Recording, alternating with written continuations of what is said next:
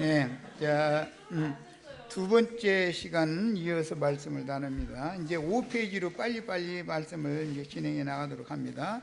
첫 시간에 큰 윤곽은 대충 이렇게 말씀을 드린 거예요. 자, 오늘날 거짓의 아비가 기성교계의 거짓말쟁이들을 통해서 세상교회는 하나님의 집 베델인 것처럼 위장하고 자기들의 교회가 하늘의 문이라도 되는 것처럼 떠들지만 하나님은 그곳을 각종 더럽고 가증한 악기들이 모이는 처소요, 더럽고 가증한 악기들의 옥인 벳 아웬이 되게 하실 수밖에 없습니다. 왜냐하면 너무 세속화되는 거예요. 그러니까 이 입으로는 거룩거룩 찾는데, 거룩이라는 말은 세속적인 것에서부터 분별된다라는 말인 건데, 사실은 거룩이 아니라 자꾸 더 속되게 만드는 것이죠. 그게 위선자들을 자꾸 만드는 거예요. 세상을 심판하실 때 세상은 영영한 불지옥이 될 것이며, 영원한 불지옥의 중심인 유황불이 뿜어져 나오는 희면은 곧 바다 중심에 자기 장막궁전을 짓고 화로운 궁에 앉아서 음녀와 함께 희낙낙하는 일곱 머리들을 지옥사자로 지금 쓰시려고 준비하시는 중이다. 이게 성도들은 영을 분별할 줄 알아야 돼. 그래서 신앙생활에 제일 중요한 문제예요, 이것이. 그 다음에 이런 분명한 사실을 공포하고 하나님의 백성들을 피신시켜서 짐승의 몸에서 불러내가지고 그리스도의 몸을 세우게 만드는 사역을 당연히 하게 마련이다 이거예요. 자, 이것이 그 사역을 하는 사람이 룻기에서는 보아스가 그 일을 하는 걸로 지금 상징이 됐다 그런 말이에요. 자, 이런 나팔 소리를 듣는 자는 지금까지 안다 하는 거짓말이나 온갖 잡것들이 섞인 혼잡한 복음의 신을 벗고, 신 벗는 게 제일 중요해. 그런데 그들이 막 신발끈을 더 단단하게 묶어버리지. 신을 벗고 겸비하게 들을 줄을 알아야 하며, 힘센 천사로부터 받은 열린 책의 말씀들을 새 신으로 갈아 신고 자신의 사역지로 급히 나가서 생명을 내놓고 사명을 수행하다가 무저갱에서 올라온 짐승들로 상징되어진 지옥사자들에게 박해를 받아서 주님의 품에 데려가심을 받아야 합니다. 이것이 우리들의 사명이에요. 이제 신약복음에 보면 세례 요한이 주님을 소개할 때 내 뒤에 오시는 이는 나보다 더 능력이 많기 때문에 성령과 불로 세례를 하실 분이다. 그래가면서 나는 그분의 신발끈 푸는 것도 감당하지 못한다, 이렇게 표현했죠. 그러면 이게 이제 어디서 오는 말이냐? 셈족의 문화에서 이게 따오는 말이에요. 셈족은 왕이나 대제사장이 무슨 일로 섬돌 아래로 내려올 때는 신 옆에 섬돌에 무릎을 꿇고 다소곳이 있다가 신을 딱 열어서 발을 잘 쉽게 넣을 수 있도록 이렇게 해드리고 나서 신을 가지런히 딱 해서 끈을 해서 조여서 적당히 조여서 묶어드리는 거예요. 이제 이를 보고 궁으로 들어갈 때는 또 신을 벗어야 되잖아요. 그럼 섬돌 위에는 신을 벗어야 되니까 종이 무릎을 꿇고 다소곳이 있는 거예요. 왕이 그 자리에 딱 서면은 종은 끈을 풀어드리는 거예요. 그래가지고 신발을 적당한 그 힘을 줘서 잡아 당겨주지요. 그러면 이제 발을 빼고서 올라가는 거예요. 이제 그런 데서 인용하는 그 셈족의 문화예요, 이것이.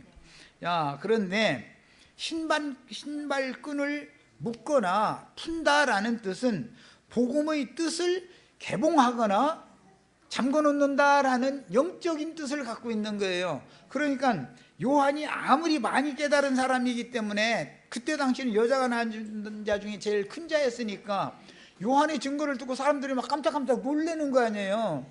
그러니까 네가 그 선지자냐, 네가 오리라 한 그냐 하고 막 자꾸 물어보잖아요. 그 정도로 사람들이 요한의 설교를 듣고 놀란 거예요. 그런데 내 설교는 아무것도 아니다. 나는 지금 신발 벗어서 예수님한테 당신이 앞으로는 이어서 사역하시라고 그렇게 하는 중간 과정 사람이기 때문에 그분의 신을 나는 신발끈 푸는 종 자격도 없다.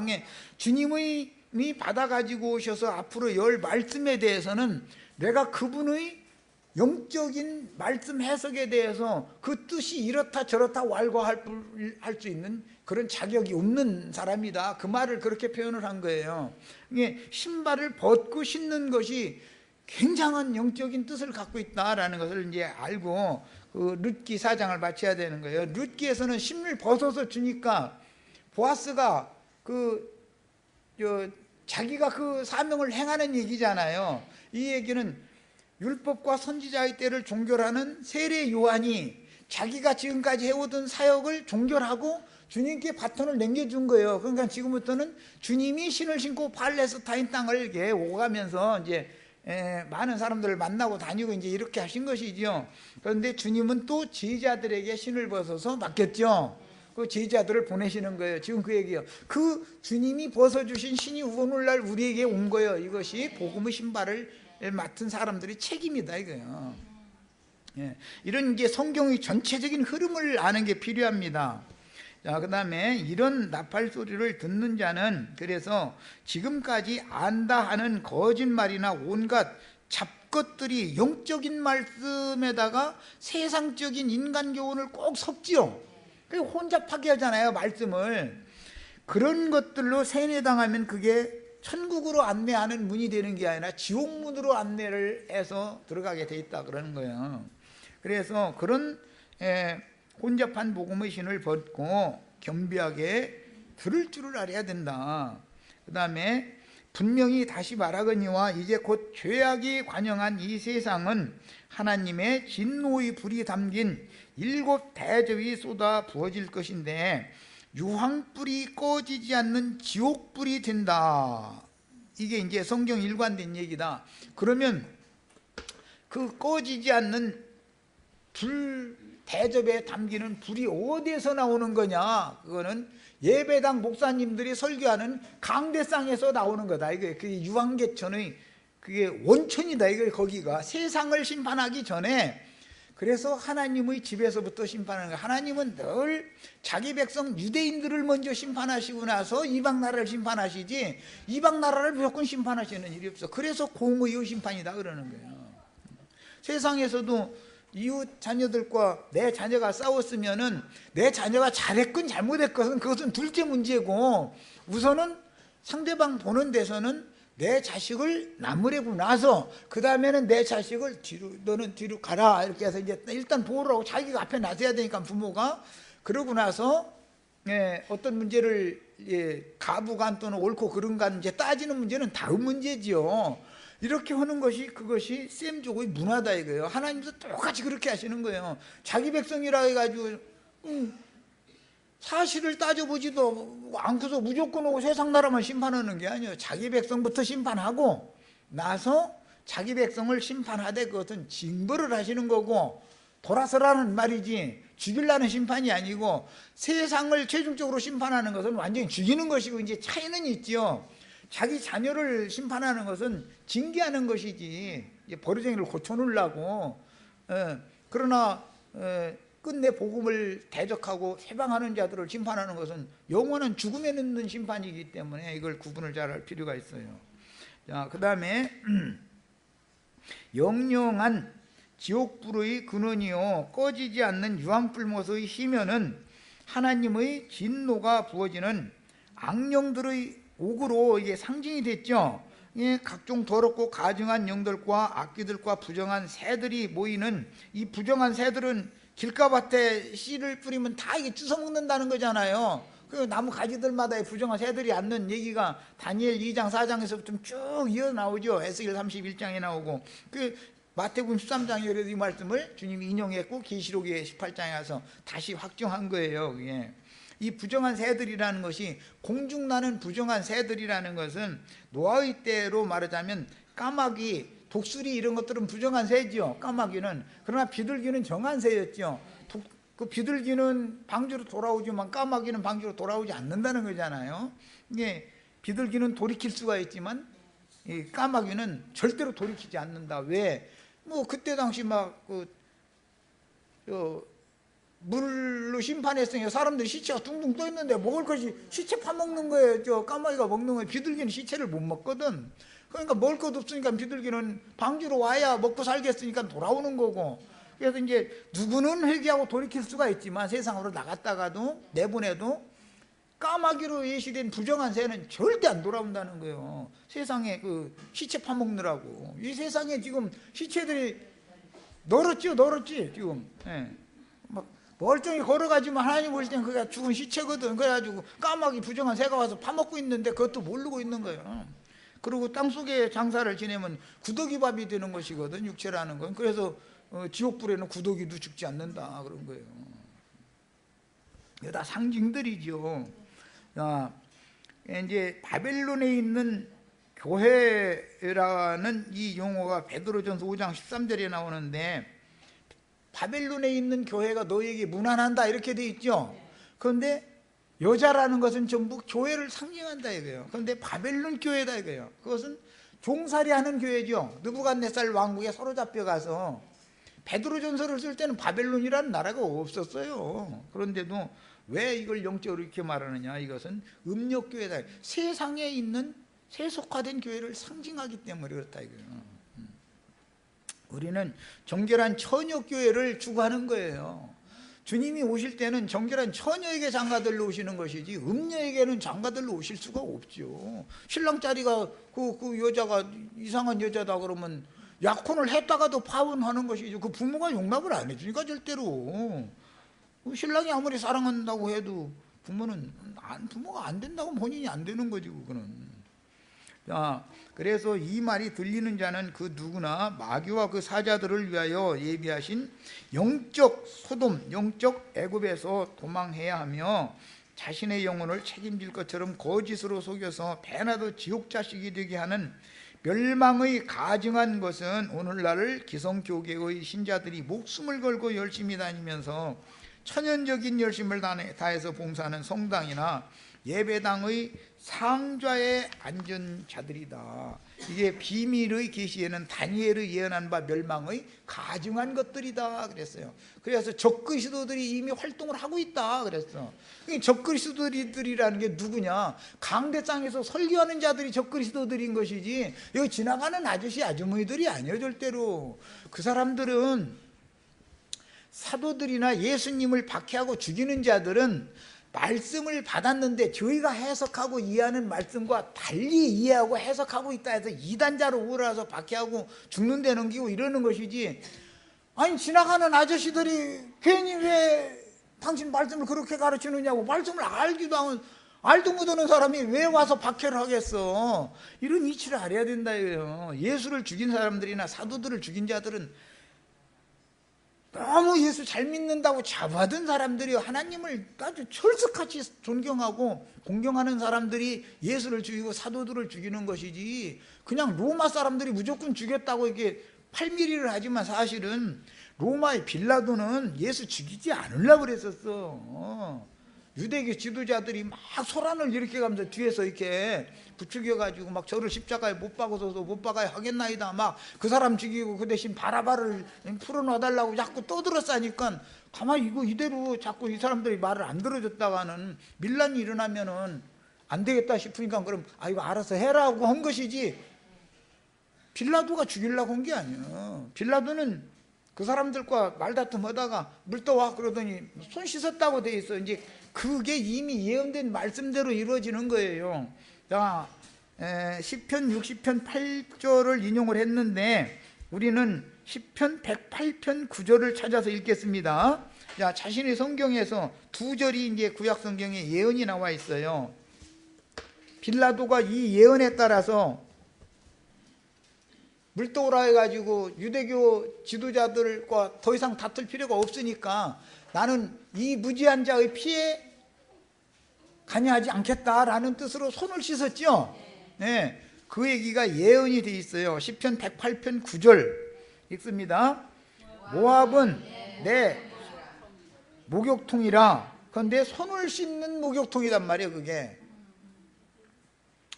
에돔에는 내 신을 벗어 던지리라. 블레셋아 나를 인하여 외치라 하셨도다. 하나님이 모압이라고 하는 사람들은 롯의 큰딸이죠. 큰딸은 계시록에 나오는 큰 음녀예요. 롯의 작은 딸 암몬을 낳죠. 작은 딸은 작은 음녀예요. 계시록에서는 이제 두 음녀예요. 야, 그들은 소돔성 남자들과 약혼했던 자들이죠. 두 여자가 다. 그런데 소돔성 그 롯의 딸들한테 가서 같이 나가자 그러니까 그 장인어른 왜 농담하셔? 이랬다는 거예요. 그러고 안 나오더라는 거예요. 그러니까 딸만 데리고 롯의 직계손이니까 천사가 딸들까지 다 해서 강제로 끄집어낸 거 아니야. 그랬는데 그 롯의 두 딸이 결국은 성경의 예언을 이루기 위하여 이제 큰 음녀와 작은 음녀로 이렇게 쓰임을 받은 거예요. 그런데 큰 음녀가 난 족속이 모압 족속이에요. 그런데 룻이 모압 여자지요 지금. 그런데 모압은 내 손을 씻는 목욕통이다. 모압은. 자, 그 말은 무슨 뜻이냐? 모압에 있는 하나님의 백성들은 룻처럼 하나님의 딸아, 하나님의 땅으로 그 베들레헴으로 나와라. 모압에 몸을 잊지 말고 외친다 이거예요. 내 백성은 거기서 나와라. 아무리 외쳐도 말론 말고 기리온의 아내 되었던 여자는 모압으로 다시 돌아가 버렸죠. 그러고서 안 나오죠. 그렇게 되면 모압은 결국은 심판할 건데 아무리 나오라고 외쳐도 외치면 룻처럼 나와야 되는데 안 나오면 외치다 나중에 이제 이것으로 끝이다 싶으면 물 떠와 하고서는 손 딱 씻어버린다는 거잖아. 그 말은 무슨 뜻이야? 하나님이 모압에게 지금까지 전도를 계속 하셨지만 더 이상은 모압 이제는 때가 찼으니까 그냥 이대로 심판받게 놔둬버리겠다 그 말이란 말이에요. 하나님이 어떻게 모압에다가 손을 씻겠어. 모압은 하나님이 손 씻는 목욕통이랬잖아. 목욕통. 이건 상징이지요. 기독교계라고 하는 큰 음녀 큰성 바벨론이라고 하는 것은 아무리 외쳐도 내 백성 거기서 나와라 라고 계속 외치는데도 끝내 안 나오면 어떻게 해요? 하나님이 손을 싹 씻어버린다 이거예요. 그리고 손만 씻는 게 아니에요. 이제 돌아서실 때는 신발에서 먼지를 탁 털어버리고 돌아서는 거예요. 이게 성경 이야기예요. 이게 성경이 그래서 내 신을 벗어 던지리라. 아니 손 씻고 나서는 어떻게 한다고요? 신발 벗어서 던져버려. 하나님이 신발 신고 옆에 돌아다녔어. 그러다가 이제 더 이상은 이 모압 땅 사람들 불러내러 다닐 필요가 없구만 싶으면 그 땅 그 더러운 먼지 묻은 신발 먼지 탁 털어버리고 돌아선다 지금 그 말이요. 자, 시가서의 이런 예언들은 롯의 후예들이 소돔성에서는 억지로 끌려 나왔지만 나오고 싶어 나온 게 아니었죠.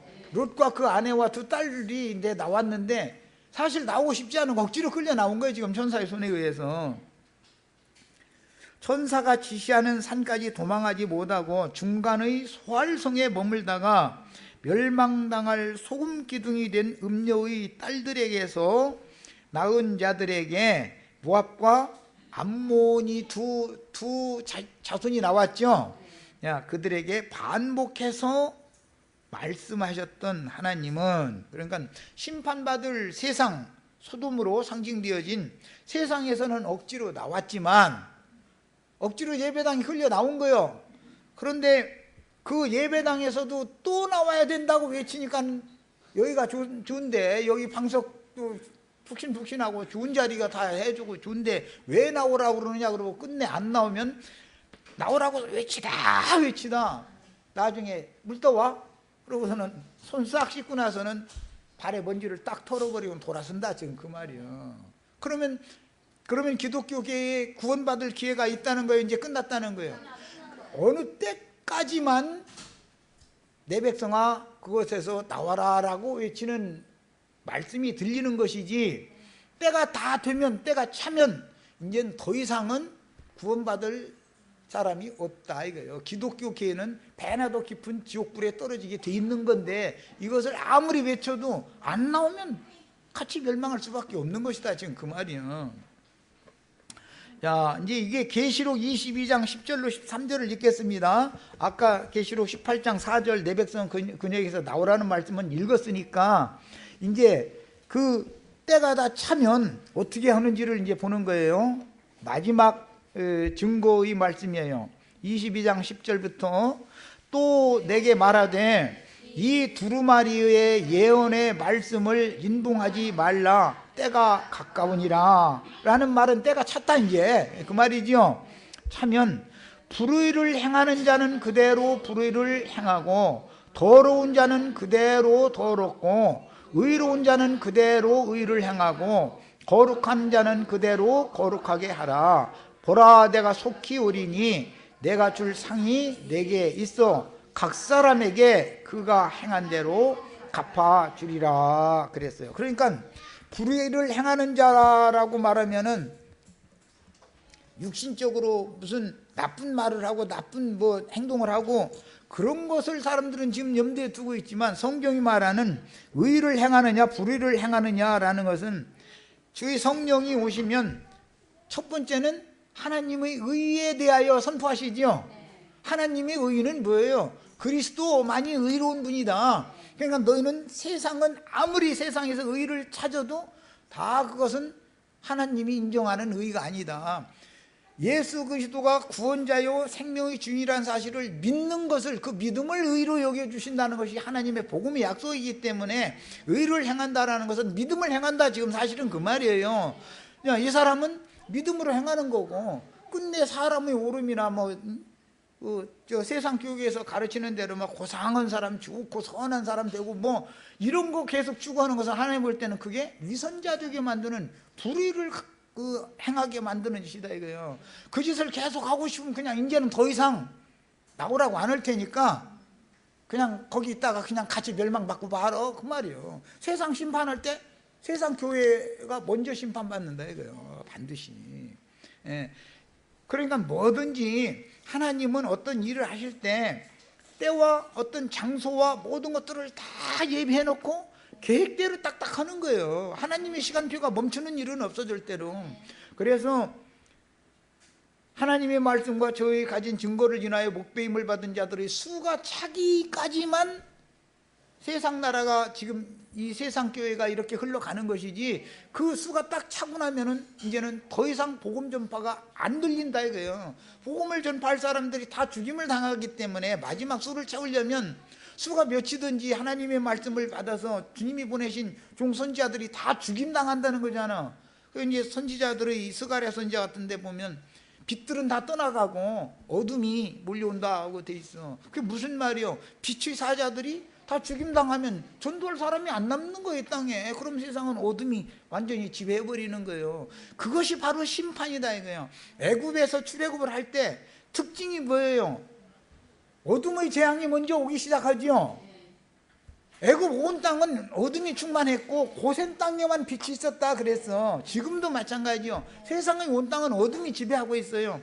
교회에만 빛이 있는 거예요. 그런데 교회가 세속화되어지면 빛이 교회까지 점령해버리고 나면 무슨 뜻이요? 이 빛의 증거를 해줄 선지자들이 다 죽임당하고 나면 전도자들이 안 났는데 이 어둠과 사망 권세자인 이 세상 신이 세상을 완전히 점령해버린다는 뜻이잖아. 그렇게 되면 어떻게 해야 돼? 하나님은 불로 심판해 쓸어버려야지 뭐 하겠어 이거. 이 얘기다 그런 말이야. 그러니까 우리는 하나님의 경륜에 따라서 하나님이 하시는 어떤 행사 그 일에 대해서 계시를 받는 게 이렇게 중요하다. 성경 읽을 때는. 자, 에돔은 에서의 자손들 곧 육신의 자녀들로서 하나님의 자녀들이지만 아브라함의 조카 자손들이잖아요. 그게 다 똑같이 믿음 생활을 하는 거지요. 안 믿는 사람들 얘기가 아니에요. 육체대로 하나님을 섬기는 땅의 백성들이며 땅의 백성들이니까 늘 뭘 생각하겠어요? 땅의 일을 생각하겠죠. 아브라함과 그 자손을 위해서 하나님께서 하늘의 한 성을 준비해 놓으셨다 그랬죠. 아브라함의 자손이라면 하늘의 한 성에 들어가는 걸 추구하지 땅의 일을 추구하지 않는다 이거예요. 이것이 신앙이 딱 갈라지는 거예요. 이제 똑같이 다니는 것 같아도 신앙 자체는 딱 다르단 말이에요. 정신세계가 다르기 때문에. 그래서 땅의 백성들에게는 하나님께서 옛사람들에게 말씀했던 율법 조문의 말씀들을 변혁하고 폐하실 것을 상징하는 것이 신발을 벗어주는 것이다 이거예요. 보아스보다도 가까운 근족 신발을 벗어줘야죠. 그래야 예수님이 전도를 할 때가 오는 거예요. 요한이 죽지 않으면 예수님이 전도를 할 수가 없어. 그래서 율법과 선지자의 때를 종결하는 요한이 죽기를 기다리는 거예요 사실은. 그런데 요한이 감옥에 들어가가지고 저는 나오려고 기다려도 뭐 소식이 헤롯이 놔줄 가망이 없어 보이니까 자기 제자들 또 예수님한테 보내가지고 점점 쳐달라고 해라. 나 나갈 수 있는지. 근데 못 나갈지. 그러니까 예수님은 거기에 대해서는 이렇다 저렇다 나와 못 나와 얘기 안 해버리죠. 속으로 뭐라고 했겠어요. 너 거기서 죽어야 돼 이놈아. 이제 이런 거 아니겠어.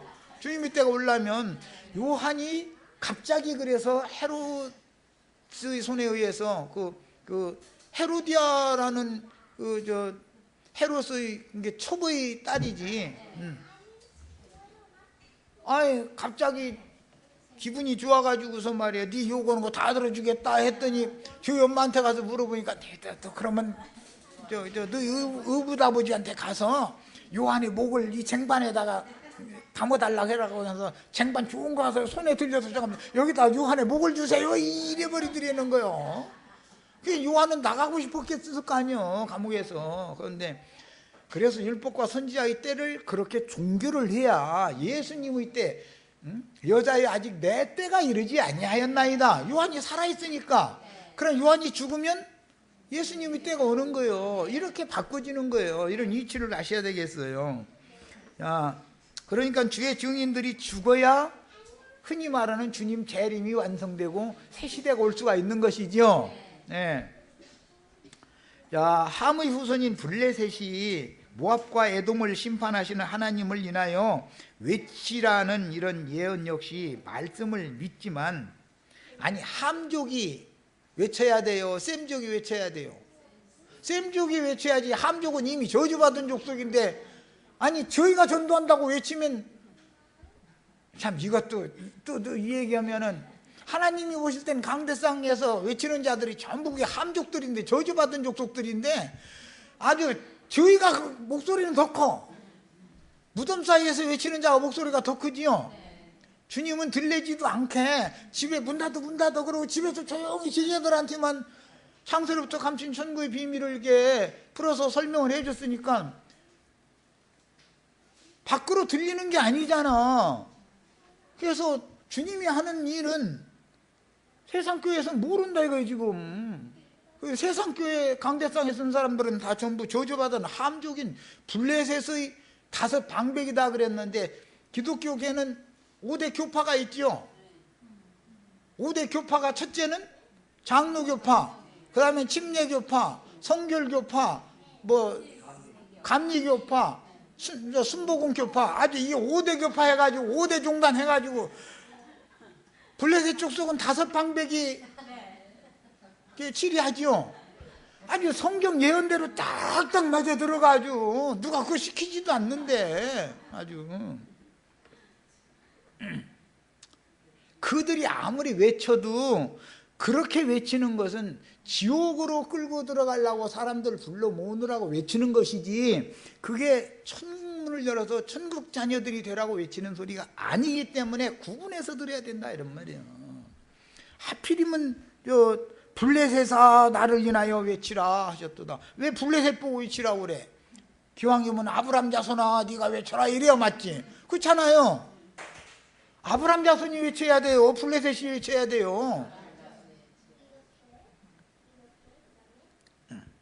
하나님이 모압을 목욕통으로 삼아가지고 손 거기다 씻어버리고 거기서 신발 털어버린대, 먼지 털어버린대, 이 말을 블레셋 보고 외치라고 그랬어. 그런데 블레셋이 뭐 알아야 외치지. 알지도 모르는 소리 외치기는 막 외치는데 엉뚱한 소리 막 섞어가지고 막 이렇게 중구난방으로 지금 하는 거 아니야. 그래서 세상 교회가 목소리가 더 큰 거예요. 언제나 목소리 크면 이겨. 세상에서는 예수님이 이길 수 없는 것은 유대교 체제라고 하는 것은 종교 조직체가 있는 데 되고, 유대교인들은 이스라엘 나라에서 태어나면 다 유대교인이죠. 의무적으로. 아니 12명과 유대교 수백만이지 수천만은 아니고 수백만과 숫자 싸움으로 누가 이기겠어? 목소리가 누가 크겠어? 예수님이 아무리 전도를 하면은 예수님 따를 사람이 많을 것 같아요? 이건 매세대 같다 이거예요. 예수님은 밖으로 이게 외장하고 이렇게 하지를 않아요. 조용조용히 그럼 다 말씀하신다면 들을 게 있는 자는 들으라 이래. 아니 귀안 달린 사람이 세상에 어디가 있어? 다 귀가 달렸는데 예수님이 하시는 말씀 이해가 안 된다라는 말이지 지금.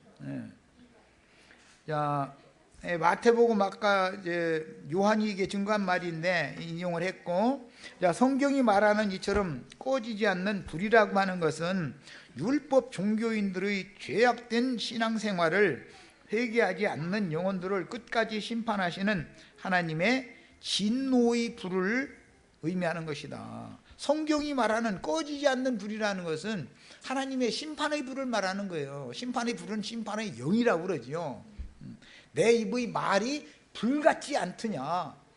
하나님의 말씀이 육체를 살려서 심판해버리는 불의 말씀일 수 있고, 세상 사랑하는 세상의 영과 혼합된 어떤 그 말들을 막 이렇게 많이, 오늘날 뭐 라디오를 들든 텔레비전을 들든 설교 말씀이 홍수를 이루고 있죠.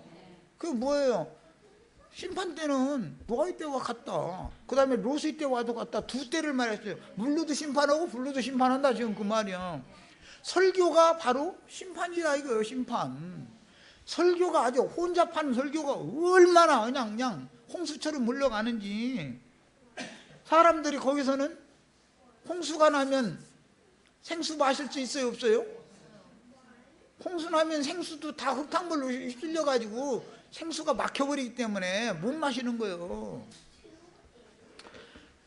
그 다음에 그 불은 마귀와 그 사자들을 위하여 예비하신 것이지만, 하나님이 심판의 불이라고 하는 것은 마귀와 그 사자들을 위하여 예비하셨다고 되어 있죠. 마태복음 25장에 보면, 그러나 주의 보내심을 받은 증인들의 증거를 끝내 배척하고 거짓 선지자들인 기성교계의 우두머리들의 거짓말을 믿은 자들, 곧 진리의 사랑을 받지 않은 거짓 신자들을 세세토록 형벌하기 위하여 짐승들을 보내어 미혹하게 하신 후에 짐승의 이름이나 그 이름의 수를 이마에나 오른손에 받은 모든 가라지들과 쭉쟁이들을 세세토록 꺼지지 않는 유황불로 사르는 것이다. 이게 계시록에서는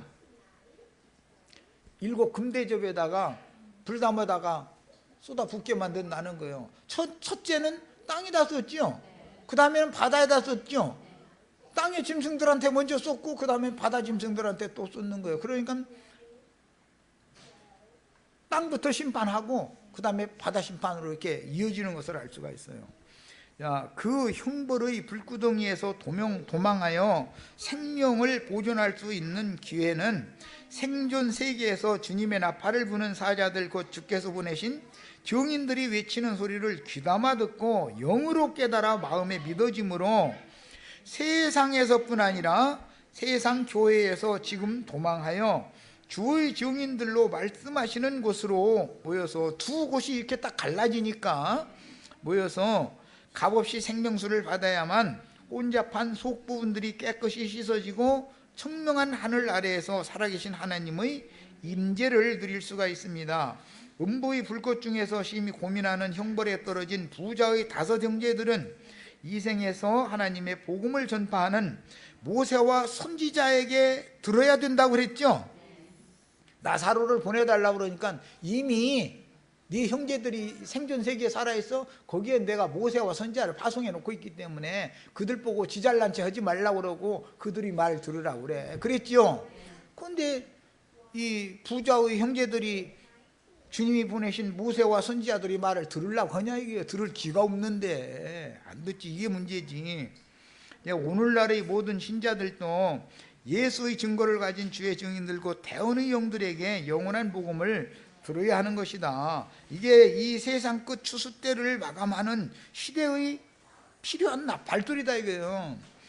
요한은 여자가 낳은 자 중에 가장 큰 자요. 하나님의 보내심을 받은 종이었지만 여전히 광야의 사역자였으며 종교적인 죄인들을 말씀의 불로 심판받지 않도록 회개케 하는 말씀의 물로 침례하는 사역자였습니다. 그 입에서는 하나님의 진노의 불을 토하는 말씀이 선포되었고 어떤 자들은 그의 말씀과 같이 예수님에 의하여 마지막 저주인 지옥의 판결을 선고받고 역사적으로 심판을 당했는데, 그 심판을 당한 것은 로마의 침공을 받아가지고 멸망당했죠. 로마가 예루살렘 성과 그 성전을 절대로 침공하지 않으리라고 대제사장들이 미혹을 한 거예요. 그런데 로마는 그때 당시의 율법 종교 지도자들의 예상을 뒤엎고 예루살렘 성벽을 다 무너뜨리고 성전도 그대로 그냥 군합발로 해가지고 짓밟아버리고 다 불살라버리고 그랬잖아요. 성전은 지성소에는 못 들이라고 생각하고 대제사장이 거기가 꼭꼭 숨었는데 맨 먼저 잡아다가 공개 처형을 딱 해서 성문에다가 매달았다는 거예요. 그러면 그 사람들은, 성 안으로 도망갔던 사람들은 여호와의 이름을 불러가면서 하늘에 손을 얹고 기도하겠죠. 자기네들이 지금 여호와를 왜 순교한다고 생각하고 죽었죠. 로마인들이 이 무지한 놈들이 하나님의 백성을 이렇게 짓밟는다고 그래가면서 여호와여 우리를 받아주시옵소서 그래가면서 죽었을 거 아니요. 그런데 그게 자기네들이 믿던 천국으로 가는 길이 아니라 그게 지옥으로 떨어지는 심판이었다, 영원한 심판이었다. 자신들은 천국의 사자인 예수님을 앞서서 죽였기 때문에 거기에 대한 형벌을 지금 받는 중인데 이걸 전혀 깨닫지를 못했다는 거예요. 얼마나 놀라워요.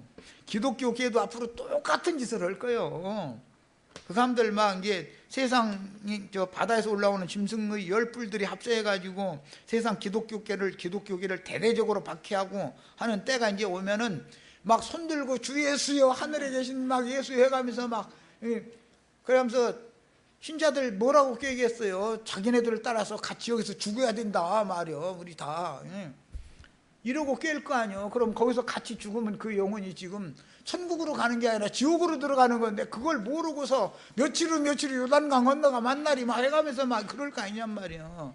이게 얼마나 놀라운 일이야. 실제로 천국으로 들어가려면 하나님의 말씀과 저희 가진 증거를 인하여 수가 몇이든지 다 죽일 때 그 목배임을 받는 자의 수에 가입되어 있는 그 사람들이 죽이는 수에 들어가야만 천국에 가는 건데, 저희는 이단자로 몰아가지고 천국에 갈 사람들 다 미리 보내놓고 나서 저희가 천국에 가는 줄 알고 있는데 세상 사람들한테 무자비하게 그렇게 인정사정 없이 무자비하게 죽임을 당하면 천국으로 가고 있는 줄 알고 순교한 줄 알고 있었는데 사실은 그게 꺼지지 않는 불못에 들어가는 중이라는 거잖아. 이게 얼마나 놀라운 일이야.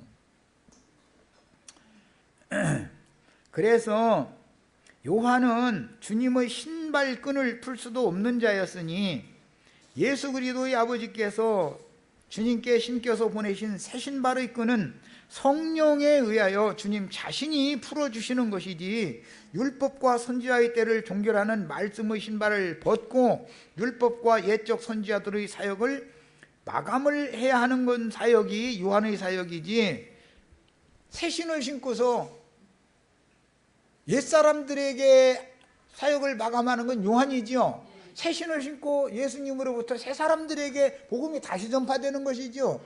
이것을 너무 모르고 있었다 이거예요, 유대인들이 당시에. 오늘날도 마찬가지다 이거예요. 오늘날도 교회 시대가 종결되면 끝나는 게 아니에요. 이스라엘 12지파가 인맞아 가지고 이스라엘 12지파가 왕같은 제사장으로서 앞으로 복음의 사역을 수행하게 된 천년기간이라는 것이 또 이어지게 돼 있는데, 이런 것에 대해서 사람들이 지금 너무 모르고 있다고. 주님께서 풀어놓은 평안의 복음 내용들은 율법 사역의 한계를 벗어나지 못한 종들로서는 감당할 수 없는 새롭고도 신비한 말씀들이었으니 주님께 새로운 말씀을 가르침받은 사도들과 선지자들이 주님께서 선물하신 새 신을 신고 자신의 사역지로 보내심을 받아 그 사명을 수행하기 위하여 순교자의 길을 따라가셨고, 오늘날 우리에게 그 사명이 맡겨져서 하나님의 말씀과 저희가 가진 예수의 증거, 이건 대언의 영이라고 그랬어요. 이것을 인하여 목배임을 받을 자들이 수를 지금 채우고 있는 중이고, 그 때가 지금 종결돼 가고 있는 것이다. 이방의 충만이 차면 교회 시대는 끝나는 거예요. 하나님이 언제나 뭐든지 때를 정해놓고 일을 하신다. 이걸 꼭 아셔야 되겠어요. 지혜와 계시의 영이 임해야 하겠고, 강한 영과 담대한 마음이 필요하며, 지혜 있고 충성된 종들로서 마지막 나팔을 부는 증인들이 되어 하나님의 아들의 생명의 대를 잇고 죽은 자의 집을 다시 일으켜 세우는 사명을 수행하다가 순교하여 하나님 나라의 후사가 되기를 사모해야 됩니다. 죽은 자의 집이라는 건 예수님의 집을 말하는 거, 상징하는 것이죠. 그것은 엘리멜렉과 말론의 집을 다시 일으켜 세우는 것이, 그게 보아스의 사명이었었어요. 주님께서 사도들을 파송하실 때 지팡이와 신을 신고 나가라고 하시고 다른 아무것도 소지하지 말고 나가라고 하신 말씀에 대한 분명한 이해가 필요하고, 룻기에서 보아스의 아내가 된 룻이 낳은 오벳이 엘리멜렉과 말론의 이름을 잇기 위해서 나오미의 아들로 입적이 된다. 룻이 실제로는 낳죠. 그런데 명분은 누구의 아들이에요? 할머니의 아들이 되는 거죠. 이게 비밀이다. 이제 이게 처녀가 아들 낳는 이제 비밀. 이건 이제 다음 시간에 할 거예요. 예. 우리는 이미 교회를 처녀라고 하는 내용을 아시죠? 왜 그래요? 마음속에 가득한 여인의 태를 치료하시는 거예요. 인간의 영혼을 고쳐놓으면 영적인 처녀가 되는 거다 이거예요. 그 처녀가 거듭나게 해주는 거예요. 처녀 심령이 거듭나게 해주는 것이 처녀가 아들 낳는 비유다 이거예요. 그러니까 지금 육신적으로 보면 나오미는 아이 낳을 수 없잖아요. 그러니까 어떻게 하면 돼요? 아이를 낳을 수 있는 룻을 통해서 아들을 낳게 만드는 거예요. 그런데 모압에서 더럽혀졌던 모든 것들을, 그 룻의 정신세계를 지금 완전히 말씀으로 깨끗이 고쳐가지고 치료해가지고 룻의 태를 통해서, 룻의 태는 지금 처녀의 태가 된 거죠. 아들을 낳고 나면은 늙은 할머니 아들로 입적을 딱 시켜버려. 이것은 요셉의 두 아들을 야곱이 자기의 아들로 입적시킨 것에서 이렇게 이어지는 거예요. 그래서 이런 것을 신약에서는 접붙인다 이렇게 표현했어요. 접붙인다, 양자 삼는다 이렇게 표현했는데, 원문대로 직역하자면 입적시킨다. 입적. 우리는 돌감나무의 가지들이 있었죠.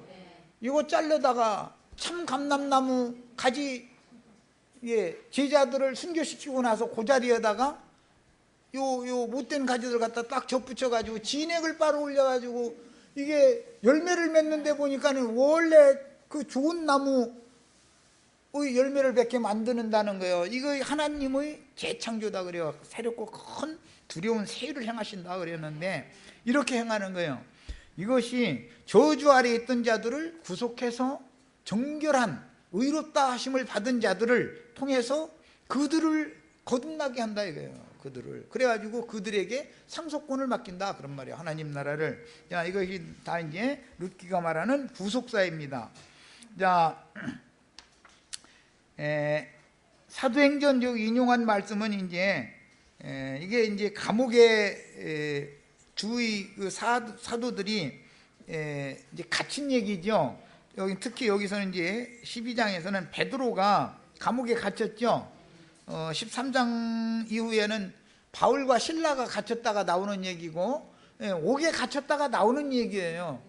이게 다 비유다 이거예요. 만약에 이게 세상 나라의 옥이라고만 해석을 한다면, 아니 손을 철사줄로 이렇게 오라로 묶어놨는데 천사가 와서 빛을 쫙 비췄더니 오라줄이 딱 풀러지더라는 거예요. 감옥 문도 딱 잠겨 있었는데 감옥 문이 저절로 싹 열렸다는 거예요. 그래가지고 베드로가 이렇게 천사를 따라서 나갔다는 거예요. 아니 바울과 신라가 찬송을 할 때도 그랬었죠. 막 옥사장이 막 도망간 줄 알고서 자살하려고 했다는 거잖아. 자기 책임 다 묻었다고 저 추궁당할 까면서. 이제 그런 얘기들을 읽을 때 그 감옥에서 나오게 하는 이야기를 우리는 읽을 때 무슨 인간적인 세상 사고를 가지고서 읽으면 성경이 말하는 의도가 안 맞아 들어간다 이거예요. 안 맞아 들어가. 빛의 사자를 보내서 말씀을 어디로 보내요? 옥에 있는 영들에게 보내죠. 말씀을 선포하면 감옥에 갇혀있는 사람들이 사탄의 오라가 다 풀리고 옥문이 열려야죠. 이건 무슨 뜻이에요? 고침받은 태가 열린다 이 말이에요. 상징이요. 이것은 영적으로는 하나님이 오셔서 진리의 증거를 통해서 영의 말씀을 깨닫게 해주심으로 인해서 영이 열린다. 영의 생각이 열린다. 하늘문이 열린다 이런 말이에요. 하늘문이 열린다. 그러면 하나님의 아들이 나오는 거예요. 이 상징이다 이거예요 전부. 그러니까 성경을 읽을 때는 문자대로 해가지고 세상 사고를 가지고 성경 읽으면 앞뒤가 안 맞게 돼 있어. 이게 문자대로 해석을 누구도 이건 해석하면 안 맞는 거예요. 전부 성경이라는 것은 태를 고쳐서 창세기에 보면 사라가 아비멜렉에 사로잡혀 있을 때는 태를 다 하나님이 닫아놔가지고 자식을 못 낳더라는 거잖아. 그런데 사라가 풀려 나오게 되니까 하나님이 또 태를 다 열어가지고서 자식을 낳게 만들어줬다 이랬죠. 상징이다 이거예요. 늙은 사라가 어떻게 자식을 낳아. 그런데 성경에는 경수가 끊어진 지가 오래된 늙은 사라가 자식을 엄연하게 낳았다 이거. 그게 이삭이다 이거예요. 그래서 이삭은 하나님의 아들 예수에 대한 상징이기 때문에, 아브라함의 아들 이삭은 하나님의 아들 예수에 대한 상징이기 때문에 처녀가 잉태하여 아들을 낳는 그 영적 말씀으로 이어지게 되는 거예요. 이것은 전부 사람의 영혼이 진리의 말씀으로 얼마나 정결하게 되고 깨끗게 되어졌느냐의 여부를 처녀냐 음녀의 태냐 처녀의 태냐 이렇게 구분을 해놓는다 이거예요. 영혼이 깨끗게 되어진 사람 속에나 주님이 생명의 씨를 심어가지고 하나님의 아들로 거듭나게 만든다 이거예요. 그 사람의 영혼을 그들에게나 하나님의 영원한 나라를 유업으로 상속해 준다. 룻이 낳은 오벳은 나오미의 아들로 입적하고 예수님의 족보 어린 양의 생명책의 노선이 이어지게 된다 이런 말이에요. 자, 여기까지 해서 마치겠습니다.